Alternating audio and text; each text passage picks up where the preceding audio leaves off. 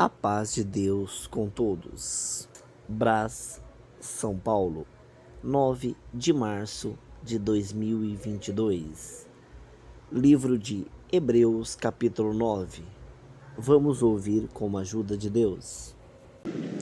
Façamos a leitura no capítulo 9.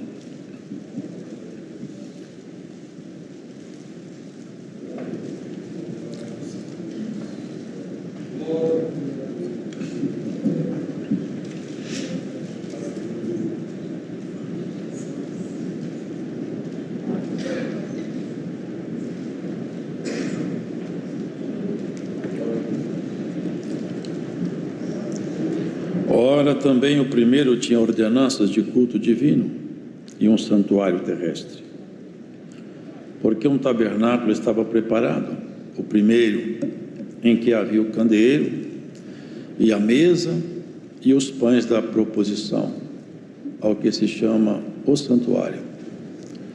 Mas depois do segundo véu estava o tabernáculo, que se chama o Santo dos Santos, que tinha um incensário de ouro e a arca do concerto, coberta de ouro todo em redor, em que estava um vaso de ouro que continha o maná, e a vara de Arão que tinha florescido, e as tábuas do concerto. E sobre a arca os querubins da glória, que faziam sombra no propiciatório, das quais coisas não falaremos agora particularmente.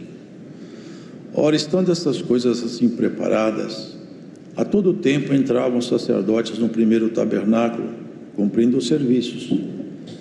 Mas no segundo, só o sumo sacerdote, uma vez por ano, não sem sangue, que oferecia por si mesmo e pelas culpas do povo, dando nisto a entender o Espírito Santo que ainda o caminho do santuário não estava descoberto, enquanto se conservava em pé o primeiro tabernáculo, que é uma alegoria para o tempo presente, em que se oferecem dons e sacrifícios que, quanto à consciência, não podem aperfeiçoar aquele que faz o serviço, consistindo somente em manjares e bebidas, e várias abluções e justificações da carne impostas até o tempo da correção. Mas, vindo Cristo, o sumo sacerdote dos bens futuros, por um maior e mais perfeito tabernáculo, não feito por mãos, isto é, não desta criação, nem por sangue de bodes e bezerros, mas por seu próprio sangue, entrou uma vez no santuário, havendo efetuado uma eterna redenção. Porque, se o sangue dos touros e bodes e a cinza do manovilho esparzida sobre os imundos o santifica quanto à purificação da carne, quanto mais o sangue de Cristo, que pelo Espírito Eterno se ofereceu a si mesmo, imaculado, a Deus, purificará as vossas consciências das obras mortas, para servirdes ao Deus vivo. E por isso é mediador de um novo testamento, para que, intervindo a morte para a remissão das transgressões que havia debaixo do primeiro testamento, os chamados recebam a promessa da herança eterna. Porque onde há testamento, necessário é que intervenha a morte do testador. Porque um testamento tem força onde houve morte. Ou terá ele algum valor enquanto o testador vive? Pelo que também o primeiro não foi consagrado sem sangue. Porque, havendo Moisés anunciado a todo o povo todos os mandamentos segundo a lei, tomou o sangue dos bezerros e dos bodes, com água, lã purpúrea e sope, e aspergiu tanto o mesmo livro como todo o povo, dizendo: este é o sangue do testamento que Deus vos tem mandado. E semelhantemente aspergiu com sangue o tabernáculo e todos os vasos do ministério. E quase todas as coisas segundo a lei se purificam com sangue, e sem derramamento de sangue não há remissão. De sorte que era bem necessário que as figuras das coisas que estão no céu assim se purificassem, mas as próprias coisas celestiais com sacrifícios melhores do que estes. Porque Cristo não entrou num santuário feito por mãos, figura do verdadeiro, porém no mesmo céu, para agora comparecer por vós perante a face de Deus, nem também para a si mesmo se oferecer muitas vezes, como o sumo sacerdote cada ano entra no santuário com sangue alheio. De outra maneira, necessário lhe fora padecer muitas vezes, desde a fundação do mundo, mas agora na consumação dos séculos, uma vez se manifestou para aniquilar o pecado pelo sacrifício de si mesmo. E como aos homens está ordenado morrerem uma vez, vindo depois disso o juízo, assim também Cristo, oferecendo-se uma vez para tirar os pecados de muitos, aparecerá segunda vez, sem pecado, aos que o esperam para a salvação.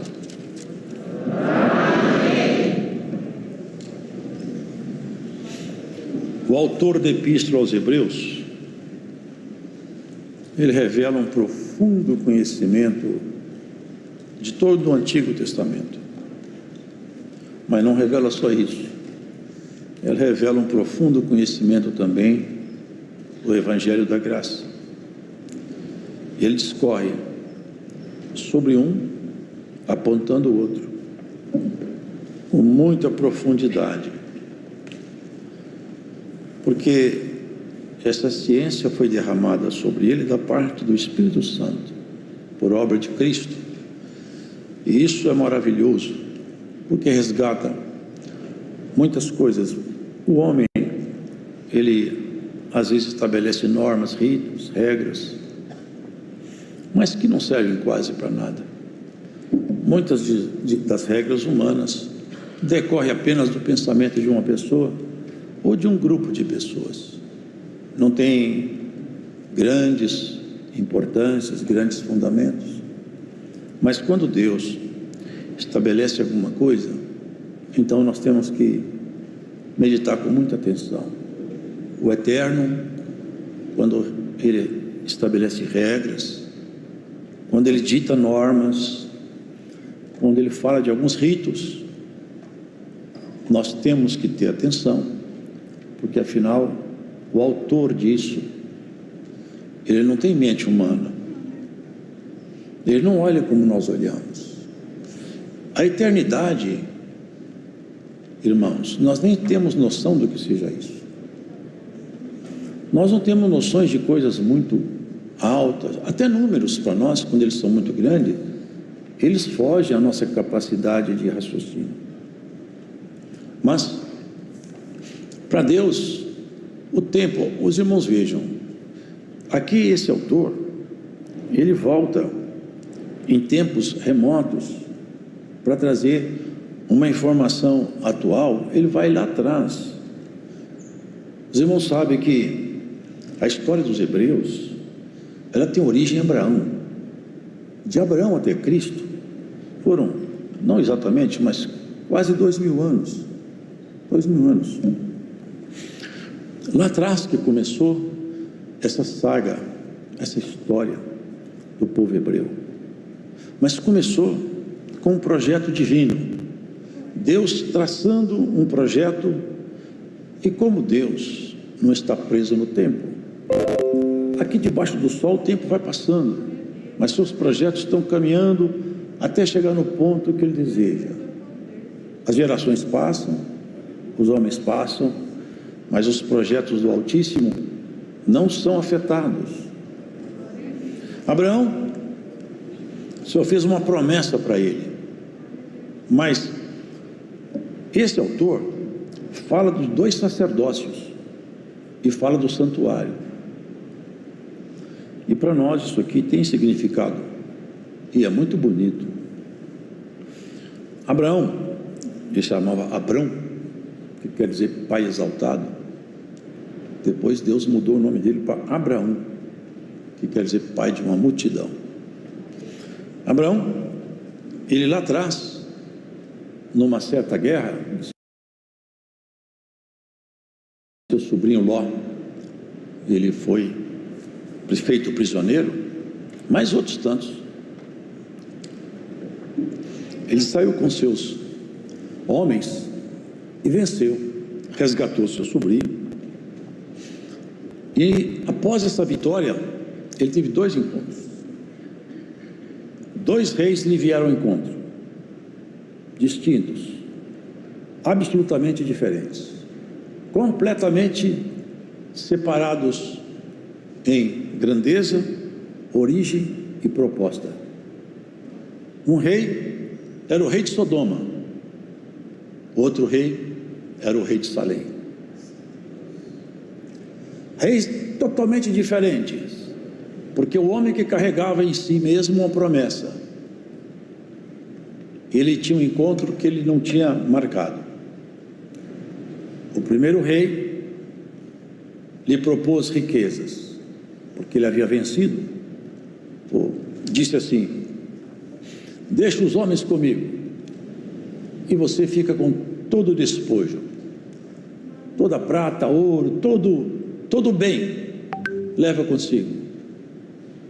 Abraão falou: nem um bem aí eu toco. Nunca você vai dizer, é isso que ele estava falando, o rei de Sodoma me enriqueceu, eu não quero nada, exceto a parte que toca aos moços, e também esses 3 que estão comigo, eles que pegam, a mim você não vai dar nada.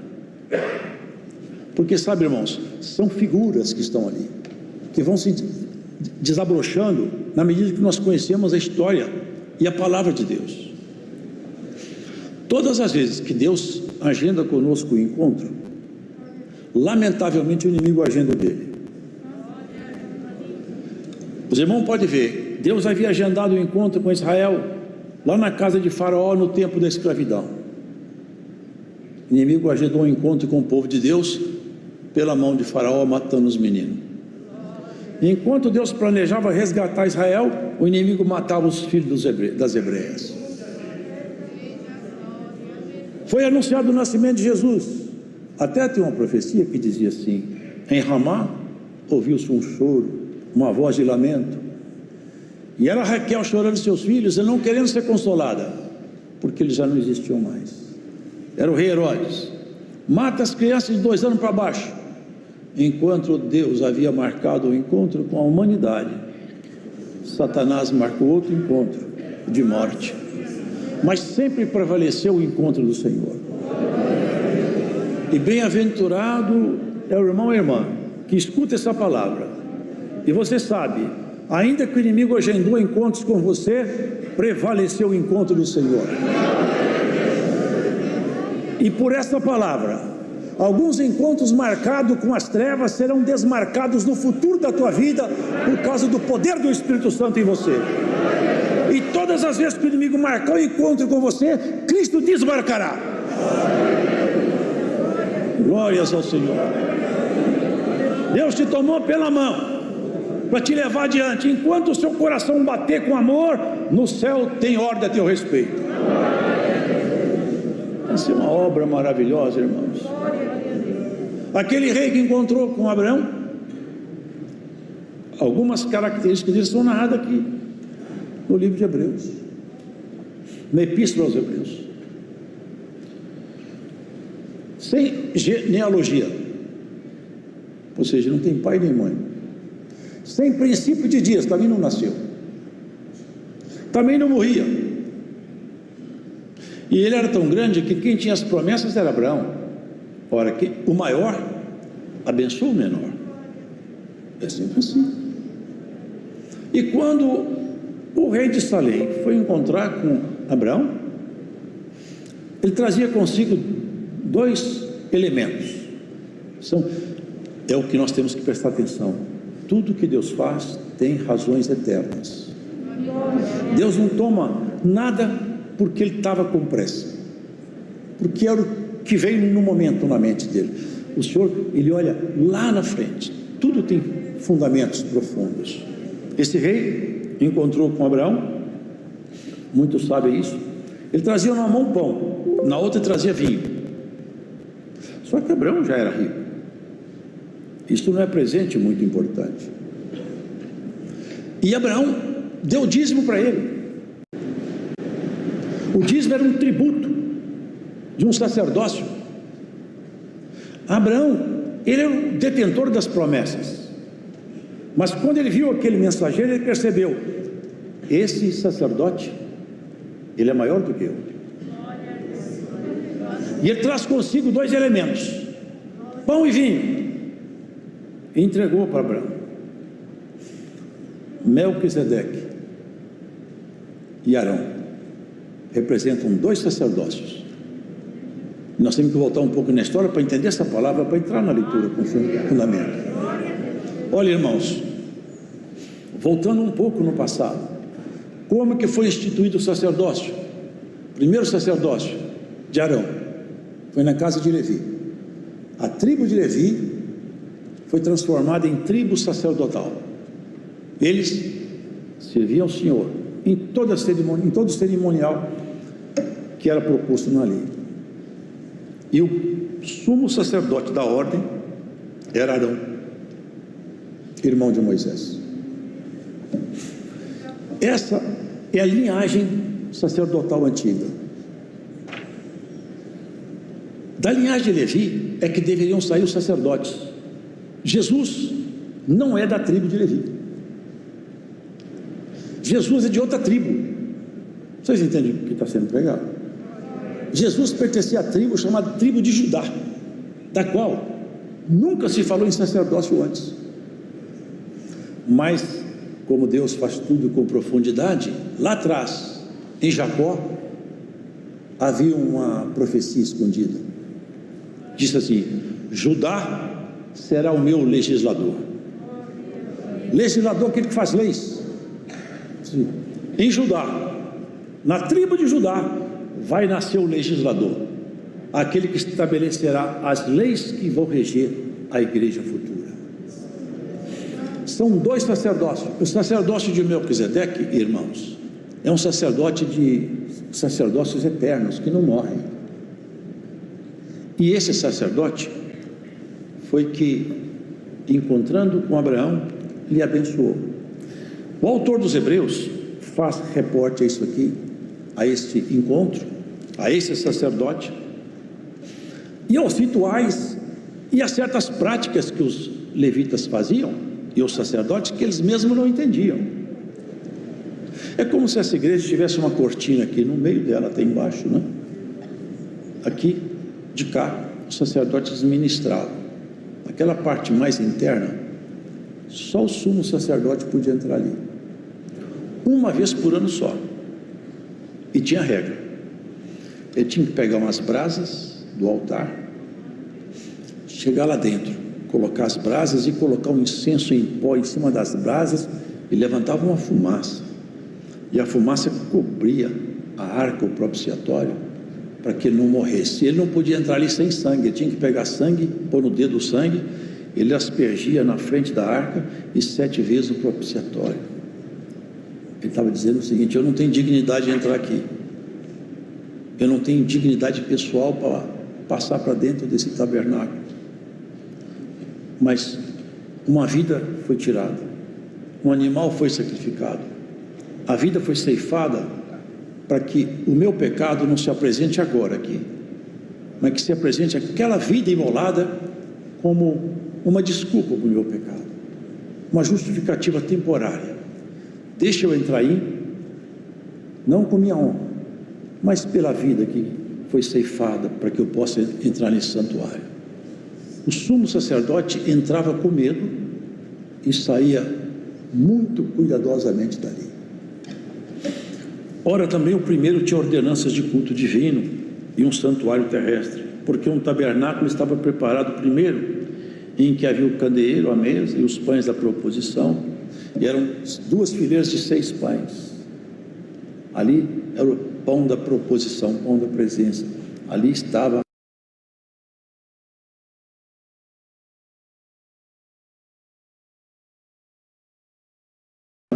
tribos de Israel. Tinha um incensário de ouro e a arca do concerto, coberta de ouro, toda em redor. Essa arca, irmãos, guardava dentro dela 3 elementos: as tábuas do concerto, que tinha a lei, a vara de Arão que havia florescido, e ali tinha um maná que desceu do céu. estava dentro da arca. Os irmãos percebem que são todas figuras que duraram até o tempo da vinda do Senhor.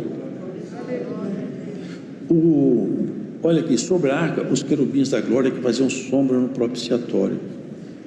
E no segundo, só o sumo sacerdote, uma vez por ano, e não sem sangue, que oferecia por si mesmo e pelas culpas do povo, dando nisso a entender o Espírito Santo que o caminho do santuário não estava descoberto, porque esse santuário, o lado mais interior, ele representa o céu.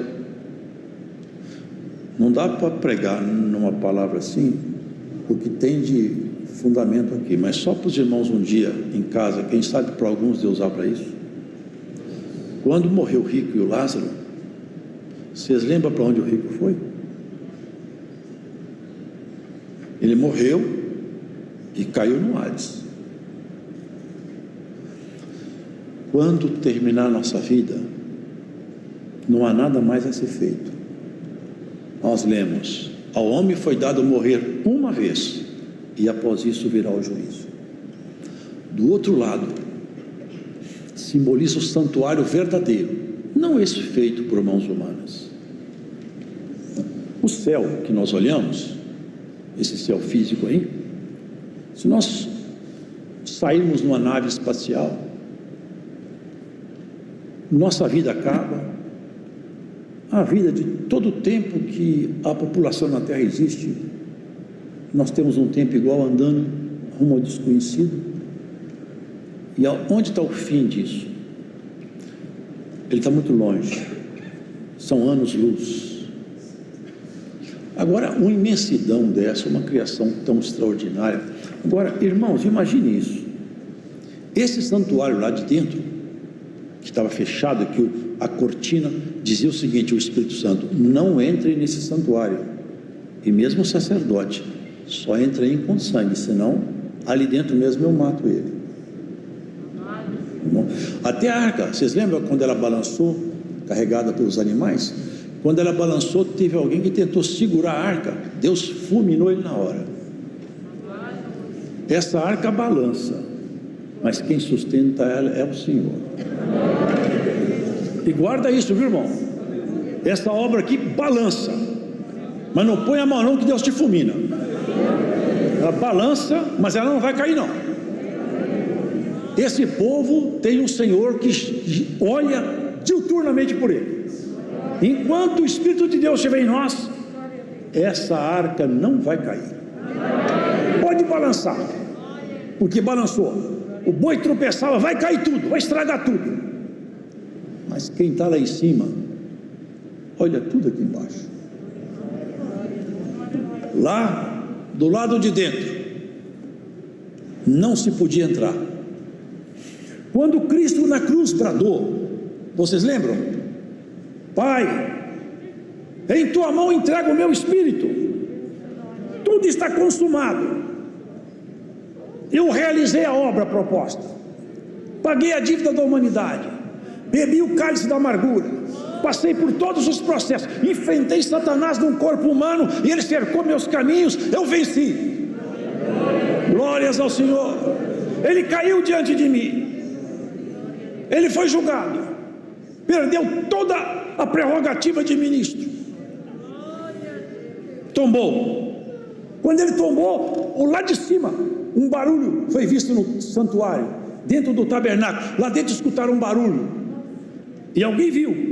Quando começou de alto a baixo rasgar, como se uma mão invisível rasgasse de cima para baixo,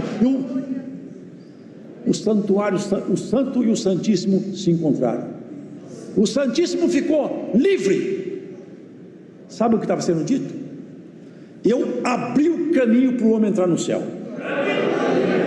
Daqui para frente, quem tombar, tomba, já entra dentro do meu santuário. O caminho aos céus foi aberto na cruz. Tudo que era impossível à lei é possível na graça, porque a lei é espiritual boa. Eu já vi as pessoas falar comigo: a lei é boa, a lei é espiritual, a lei é boa e a lei é espiritual. Mas quando o homem peca, a lei mata e não dá vida. A lei condena e não salva, mas Jesus, cumprindo a lei, nos trouxe a graça, que remediou a nossa história, sarou, resgatou. E quando nós estamos tropeçando, estamos arrependendo, a justificação dele está em nós trabalhando. Quando nós ficamos arrependidos de um erro, o Senhor é o nosso advogado nos tribunais eternos. Ainda que o inimigo queira nos acusar, o Senhor fala: o assunto dele já está tratado lá na cruz. A nossa justificação é essa, porque quando Deus olha para nós, não vê nossas misérias, vê a obra de Cristo estampada em nosso rosto. É o sangue que foi vertido que nos justifica. Por isso que o crente fala: Senhor Jesus, me cubra com teu sangue. Ou seja, esse pagamento que foi feito da minha dívida na cruz, Senhor, põe ele agora em memória, tem misericórdia de mim. O meu inimigo me cercou, Senhor, eu estou numa fraqueza terrível, Senhor, eu tropecei ontem, me ajuda. O sangue de Cristo te justifica. Isso não é para abrir as portas para nós pecarmos voluntariamente, porque aquele que peca voluntariamente, ele fecha as portas da reconciliação. Mas são as fraquezas, são os momentos que a nossa natureza humana, ela está fragilizada pelos processos da vida. O caminho aos céus foi aberto, e foi aberto com tamanha clareza, que ali na cruz, os irmãos se lembram muito bem o que aquele ex-ladrão ouviu: ainda hoje você estará comigo no paraíso. Eu já estou rasgando o véu do templo e o céu está aberto. Glórias ao Senhor. Ó mulher, ó homem de Deus, você foi chamado para entrar, não esses espaços aqui, o espaço onde Deus habita. Já pensaram a organização? Eu nunca vi falar que a lua parou de rodar, eu nunca vi falar que a terra trocou a rota, ela colidiria com o sol. Tudo funciona, os irmãos podem ver, tudo funciona. Há uma lei que rege todo o universo. Agora imagine como que é dentro do Santo dos Santos, figurado no tabernáculo. Já pensaram, irmão, o que é lá dentro? Foi por isso, irmãos, que Estevão, apedrejado como um cão, ele abriu os olhos e o Senhor abriu os céus. Ó Estevão, olha aqui. E ele viu o Senhor, ele viu um pouquinho daquela glória em cima. O céu está aberto. É a primeira preocupação dele: Senhor, eu já vou embora encontrar contigo, mas não deixa esse povo pagar a conta da minha vida, porque o que eu vejo é tão maravilhoso que eu não queria que eles perdessem. O amor de Cristo tomou conta dele, porque o véu se abriu, e na morte de Estevão o véu se abriu para ele também. Na sua morte o véu está aberto para você. Por isso que nós não temos que ter medo de morrer. Nós temos que ter medo, sabe de quê? É de pecar e viver em transgressão, com vida ímpia. Se Deus está conosco, tudo tem jeito. Tudo é possível para aquele que crê. Aonde você for, por onde você passar, se Deus te der a mão, você vai saltar o valado. Se Deus entrar com você, não tem ninguém que te vence. Se Deus te perdoar, não tem ninguém que te acusa. Se Deus for teu amigo, os teus inimigos podem se multiplicar, como Davi falava quando o seu filho seguiu a persegui-lo: como se tem multiplicado os meus adversários, Senhor. Mas de todos Deus tirou ele por cima, e de todos Deus vai tirar você também. Essa igreja foi chamada para entrar no Santo dos Santos. Lá dentro é a figura que está aqui. Os irmãos vejam a purificação para entrar aqui. O sacerdote tinha que levar sangue. Ele matava o animal e levava o sangue consigo para poder entrar lá. Nós vamos entrando pela fé nesse santuário. Ele levava sangue alheio, o nosso sacerdote levou o sangue próprio. Por isso que ele é capaz de purificar, porque aqueles sacerdotes, quando ele levava o sangue, ele só fazia uma memória de pecado, porque ele voltava lá e pecava tudo outra vez. O crente não. Na medida que ele é purificado pelo sacrifício de Cristo, ele vai errando cada vez menos. É luz, cada vez mais luz. Quem é santo, santifique-se mais. Os erros do ano passado, esse ano nós vamos contabilizar menos erros. Tropecei 100 vezes no ano passado, esse ano eu tropeço no máximo 90. Eu vou fechando as portas para os erros, até chegar ao ponto que se cumpra comigo o que está escrito na palavra. a universal Assembleia dos Justos Aperfeiçoados, aonde nós somos chamados para tomar parte. Nesse grupo muito heterogêneo, de todas as nações, raças, tribo e língua, mas juntos, felizes, nós vamos nos encontrar para entrar dentro do Santo dos Santos. Isso é o melhor que pode existir para um ser humano, saber que ele foi chamado para viver com Deus, dentro dos espaços mais magníficos da criação. Tudo é organizado, tudo funciona, tudo é belo, tudo é santo, tudo é limpo. Não tem choro, não tem lágrima, não tem tristeza, não tem morte, não tem angústia, não tem arrependimento, tudo acabou.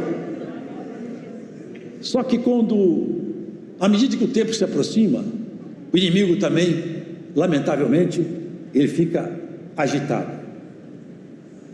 O Senhor está agendando um encontro com a igreja para muito pouco tempo. O nosso encontro final com Cristo está muito próximo. Nosso adversário anda agendando encontros aí, mas prevalecerá o encontro do Senhor. Olha, eu já observei na Escritura vários sinais. Ninguém sabe a data. Quem anuncia a data da volta do Senhor peca.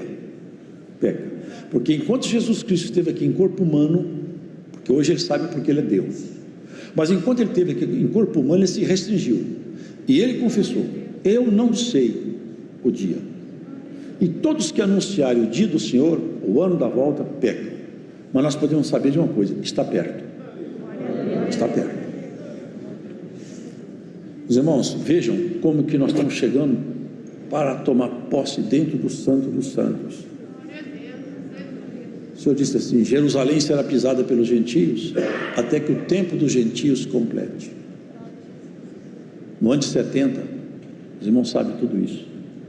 O general Tito entrou em Jerusalém, derrubou os muros, derrubou as casas, matou as mulheres e os homens, derrubou o templo de Jerusalém.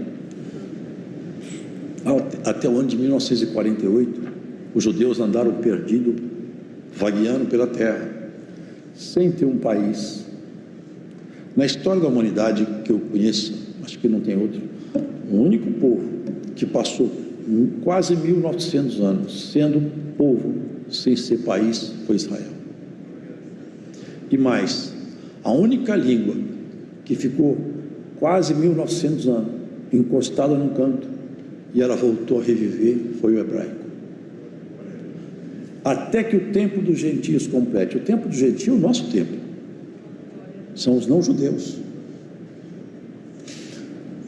Quando entrar o último gentio na graça, na arca, semelhança daquela arca de Noé, quando entrar o último, porque a gente não sabe, mas o Senhor sabe, Ele está contabilizando. Quando o último entrar na arca e ficar convertido, sabe o que vai acontecer? Você vai falar para os anjos dele: pode tocar as trombetas. Vai juntar todo o exército do céu, a alta corte celestial, os querubins da glória, a estrutura mais poderosa do universo, vai juntar todos e falar: vem comigo. É o dia de encontrar a minha igreja, é o dia de encontrar Maria, Pedro, José, Antônio, machucado, provado, tentado, traído, esquecido. Você vai ver aquele dia o Senhor com voz de arcanjo e com trombeta, te chamar pelo nome, gritando cada um de nós. O Senhor agendou esse encontro que está perto, e Satanás está agendando encontros com a igreja por vários caminhos de contradição. Mas não larga do teu posto, não corra da guerra, não desanime da fé, porque Cristo vai te fortalecer. No final do tempo surgirão homens amantes de si mesmos, carregados de pecado, carregados de vanglória, com comichões nos ouvidos, não sofre mais a sã doutrina. Mas você seja firme e fiel, como o Senhor disse para Timóteo pelo Espírito Santo. Paulo falava: ser fiel, exemplo de tudo, Timóteo. Guarda o que tens, para que ninguém tome a tua coroa. Ao que vencer, disse o Senhor, dá-lhe de comer da árvore da vida que está no paraíso de Deus. Ele fala assim para um anjo da igreja: vou te dar uma pedra branca, e nela está escondido o seu novo nome. E ninguém sabe o que está escrito ali, só aquele que recebe. Até nosso nome vai ser diferente, tudo vai ser diferente. Nós estamos caminhando para entrar no céu. Os caminhantes para o céu, eles têm umas características: no jeito de vestir, no jeito de falar, no jeito de agir, de reagir. Quem caminha para o céu, olhando ele, se percebe: este homem está indo para o céu, essa mulher está indo para o céu.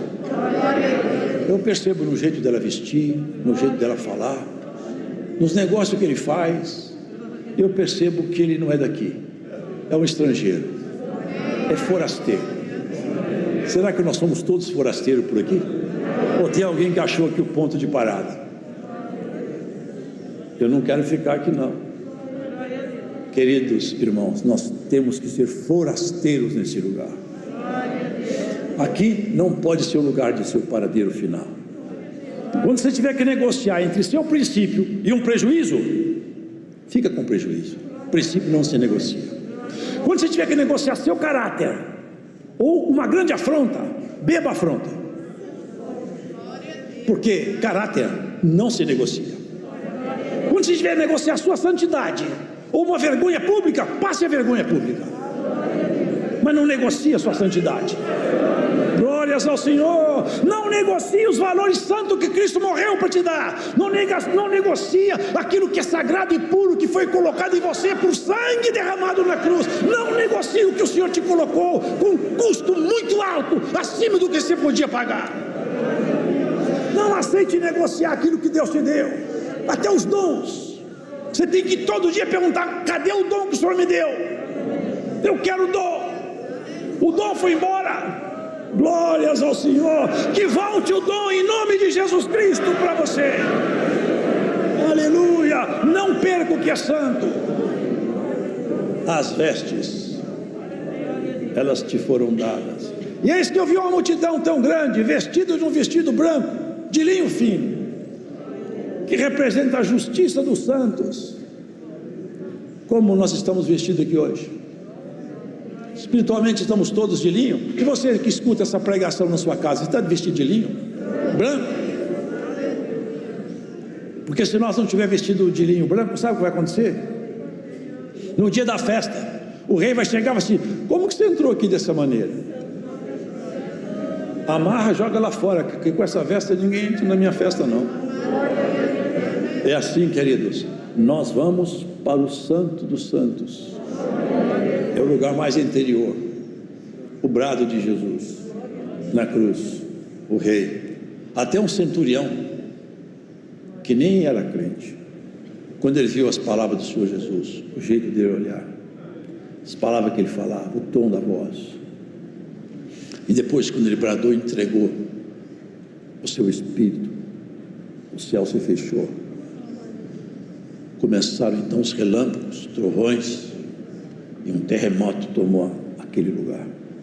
E ele falou: verdadeiramente esse homem era filho de Deus. Nós matamos o filho de Deus. Até no cemitério da cidade o terremoto chegou, e o grito do Senhor chegou.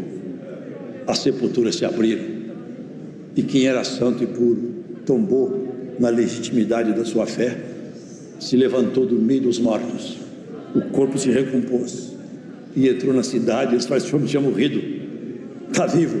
Foi o brado de Jesus. Se Jesus morrer não ressuscitou alguns, na glória vai ressuscitar todos nós. Se na morte ele trouxe uns à vida, na volta vai trazer todos, e em glória, para dentro do santuário eterno. Para onde você está indo, irmã? Para onde você vai, irmão? Dá uma olhada no espelho dessa palavra, como está a sua veste. Se ela não estiver branca como o linho puro da justiça da palavra, pede uma veste para o Senhor hoje aqui. Deus seja louvado. Agradecemos.